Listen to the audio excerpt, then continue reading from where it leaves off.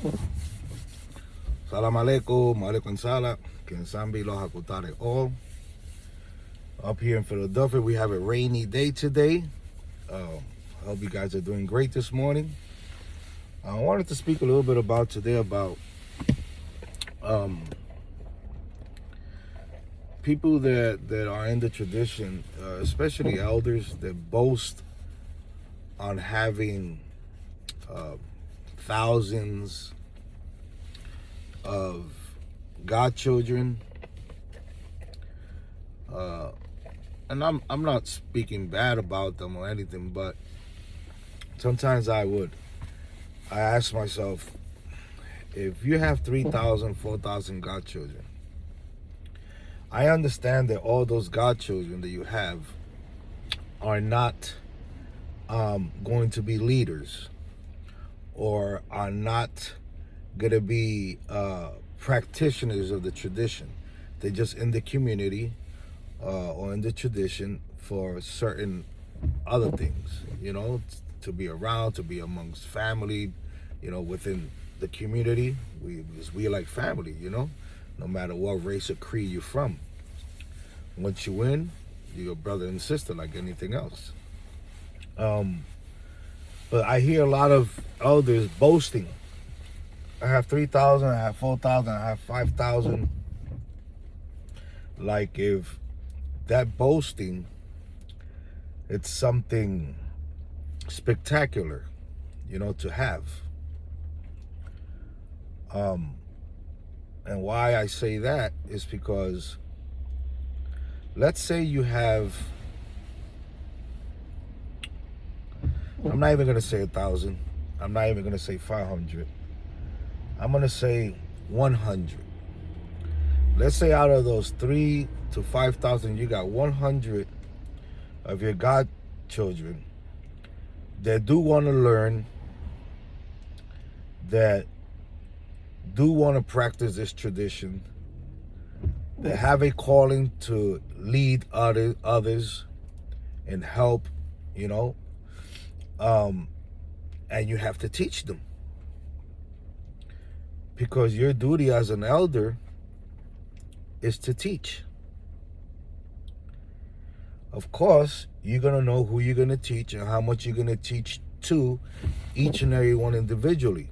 Some people are more advanced. Some people lack a little bit behind. So you're going to teach according to the knowledge, or according to where you see that godchild is at in the moment. You're not going to teach him, let's say, division if he doesn't know multiplication, in other words, so that's how you would go.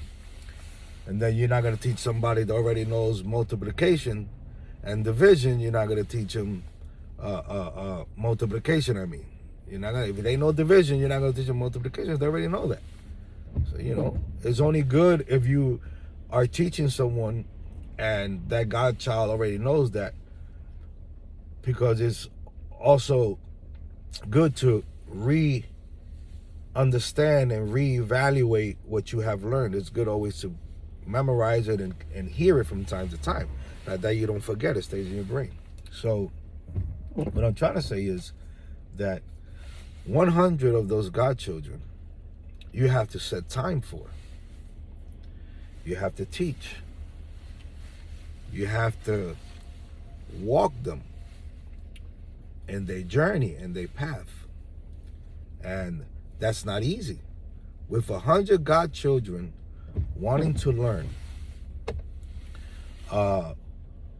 being responsible,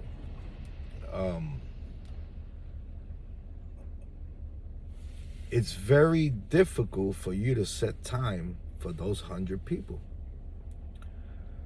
So imagine if you have 2,000 or 3,000 they want to learn. How hard is that going to be? The responsibility that you got is enormous. You understand? And it's not easy, because yes, having a lot of godchildren is good, because it shows the evolution that you in your life you're having. You know, you're having these godchildren, you're leading these godchildren, you're teaching them, you know, so it's good for both, for the godchildren and for the godparents, you know. But at the same time, it could be a headache. It could be a pain, because when you have godchildren, you're just not dealing with things that are happening in the Muranzo. You're dealing with other things in their life, and you have to kind of like be in another way a therapist, you know. Yeah, it's like you have to almost be like a therapist, you know, and to be able to hear, you know, have an open ear to hear, you know, and understand and see where the, you know, the problems and and find solutions for them. And sometimes it just takes for you to hear and speak to them, and give them the best advice that you could give them, for they could make the right choices, you know, in their lives. But we don't have the answers for everything. You understand? Every person is an individual. Every person thinks differently, sees things differently, understands sometimes things differently, you know. So it's not easy. So, you know, you know, all respect to those who have all these thousands of godchildren, but, you know, I for myself would not like to have thousands of godchildren. It's a big responsibility, you understand? And it'll be very difficult for me as an individual, one person, to be able to work and teach thousands. The only solution that I would probably be able to use would be using probably a platform, you know, a platform where it will be private just for those godchildren that have the ability to get on, and it will be private sessions, you know. But even with that, it's difficult, because like I said, not everyone is at the same level. So, you know, you will have to figure out who's at what level. It's a lot of work. It's a lot of work, you know. I'm not saying that you can't do it and it's not possible, but it becomes a conundrum, you know, if you understand what I mean. But other than that, man, I don't see any other way that you'll be able to teach all these godchildren if you have 2,000 or 3,000. And like I said, I understand that a lot of the godchildren that come to get initiated, come to be part of the community. They don't come to receive anything else. They don't come to keep on progressing in the tradition, because that's not what they want to do. And that's fine, you understand? They're always going to learn something, always. Just being around the brothers and the sisters, they're going to learn things off of them when they speak and ask questions and get into conversations with one another, you know. But there are certain things that they're just not going to learn, you know, because there are certain parameters that are put.